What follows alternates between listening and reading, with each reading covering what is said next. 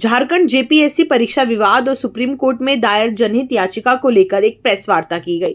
जी हां, आपको बता दें कि नरसिंह सेवा सदन में एक प्रेस कॉन्फ्रेंस का आयोजन किया गया। प्रेस कॉन्फ्रेंस में बताया गया कि अधिवक्ता सत्यम सिंह राजपूत के माध्यम से माननीय सर्वोच्च न्यायालय में दायर जनहित याचिका के मामले में महत्वपूर्ण प्रगति हुई है। कार्रवाई के दौरान केंद्रीय जांच ब्यूरो सीबीआई को नोटिस जारी किए जाने की जानकारी भी साझा की गई है। वक्ताओं ने इस मामले को संवैधानिक और कानूनी प्रक्रिया के माध्यम से आगे बढ़ाया जाए ताकि प्रभावित छात्रों द्वारा उठाई गई चिंताओं और लगाए गए आरोपों की स्वतंत्र एवं निष्पक्ष जांच की जा सके। इस दौरान हरिशरण देवगन ने झारखंड यूनिटी नामक नई पहल शुरू करने की घोषणा की।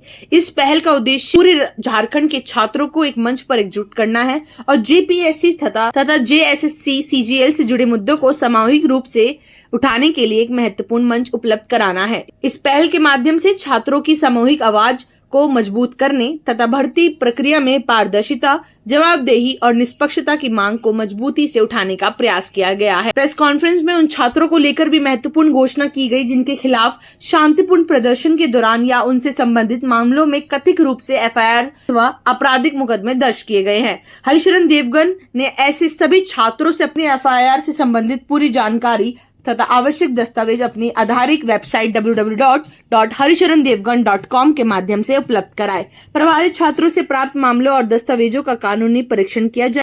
जिस तरीके से जेपीएससी पेपर को लेकर लगातार प्रदर्शन किया गया और नतीजा जो निकला वो ये निकला कि सीबीआई की मांग लगातार तेज हो गई है। इसी मुद्दे पर हमारे साथ खास बातचीत करने के लिए सोशल एक्टिविस्ट मौजूद हैं हरिशरण देवगन। इनसे सीधे तौर पर जानेंगे कि इन्होंने इस मुद्दे को लेकर आखिर कहाँ कुछ रुक कराया और क्या क्या बातें चल रही है। लगातार पेपरों में जिस तरीके से धांधली की जा रही है, मुद्दा छोटा नहीं है, काफ़ी बड़ा है और सिर्फ एक राज्य की बात नहीं है। आपने इस मुद्दे को उठाया, हाईकोर्ट में आपने अपील डाली है, क्या रिवॉर्ड दिख रहा है?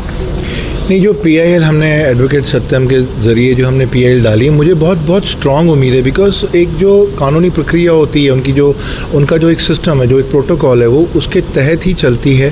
Right, it cannot be a very कोई मिरेकल रात।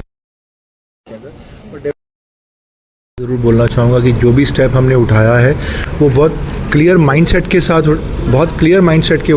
उठाया है कि जो भी बच्चे वहाँ पे बार्ब्ड वायर की फेंसिंग को फेस करते हैं, वहाँ पे जो बच्चे वहाँ पे जिनके ऊपर अभी एफआईआर हो रही है, जिनके माँ बाप को डिस्टर्ब किया जा रहा है, जिनके माँ बाप को तंग किया जा रहा है, जिन लोगों का बंटवारा किया जा रहा है, जिन लोगों को कास्ट वाइज बंटवारा किया जा रहा है, तो उन सबको एक बहुत स्ट्रॉन्ग स्टेटमेंट देना मैं चाहता हूँ कि हर एक मॉडल को बहुत नाइसली डिज़ाइन करके हम एक स्ट्रक्चर्ड मांग कर रहे हैं, एक स्ट्रक्चर्ड प्रेयर है हमारी, जो हम मेक श्योर करना चाहते हैं कि किसी भी तरीके से हमारे को कानूनी सपोर्ट मिले और कानूनी हेल्प मिले। सुप्रीम कोर्ट के द्वारा जो भी दरवाज़ा खुले वो सीधा न्यायालय से उठ के झारखंड के न्यायालय तक जाए और वहाँ के बच्चों को पेपर रद्द के मामले में और री रिक्रूटमेंट के मामले में और सही न्याय दिलाने के मामले में एक सही कदम उठाया जा सके। क्या आप उन छात्रों से मिले हैं जो लगातार इस प्रदर्शन में शामिल थे? हमारे को बहुत सारे छात्र सुप्रीम कोर्ट में भी आके मिले। जिस दिन ये केस लिस्टेड था उस दिन हमारे को बहुत लोग आके मिले और ख़ास करके उन बहुत लोगों के फ़ोन हमारे पास आते हैं।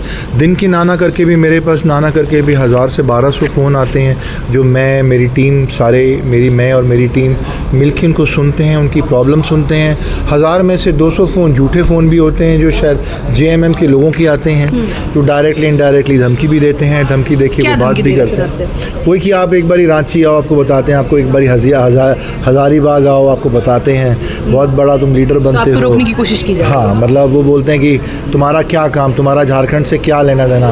तो मैंने सिर्फ यही बात बोली, क्या झारखंड हिंदुस्तान का हिस्सा नहीं है? क्या झारखंड इस देश में नहीं है?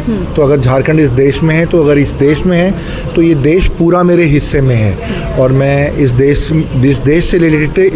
से रिलेटेड जब भी कोई मैटर होगा मैं डेफिनेटली इस मैटर पे अपनी आवाज़ उठाऊंगा।